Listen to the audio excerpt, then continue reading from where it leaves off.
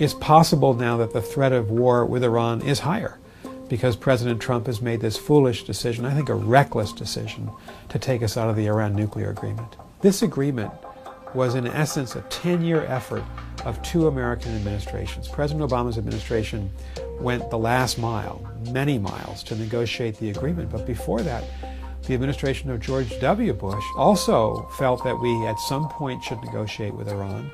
We started the sanctions resolutions through the United Nations Security Council against Iran. We began U.S. and European Union financial sanctions against Iran. So, if you will, it took 10 years between 2005 and 2015 for President George W. Bush and President Barack Obama to isolate and weaken Iran sufficiently that it would sue for peace and agree to this nuclear deal. Should Iran have acquired a nuclear weapon, it very likely would have caused a conflict at least with Israel, possibly with the United States, possibly with Saudi Arabia and other countries, and it might have encouraged some of the Arab countries that are foes of China, some of the Sunni Arab states like Saudi Arabia, to try to seek their own nuclear weapons force. We were two choices. One was to go to war with Iran. The second was through diplomacy.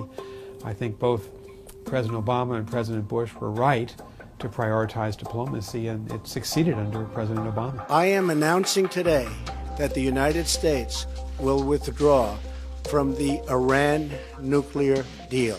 Now President Trump, I think, is strengthening the Iranians. This is a major mistake of judgment by President Trump. I think he's done it for all the wrong reasons. The Iran nuclear deal had succeeded. It was working.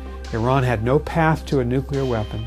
Its nuclear programs had been dismantled by the agreement. Now, by walking away from the deal, President Trump has put the United States in violation of the agreement.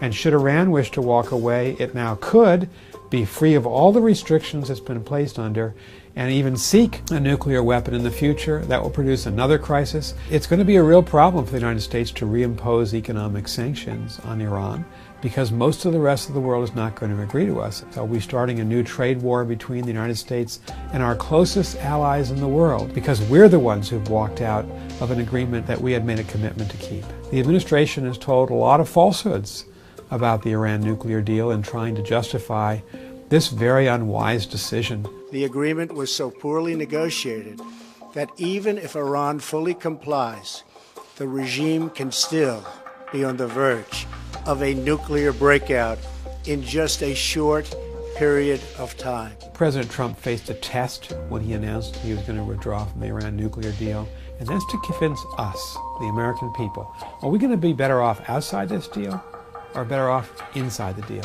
He didn't make the sell. I don't think the president has been convincing. He doesn't have his facts straight. We have far weaker bargaining power with Iran now than we did before. When we walk out and can't provide a satisfactory explanation of why we're walking out, I think that diminishes American credibility in the world.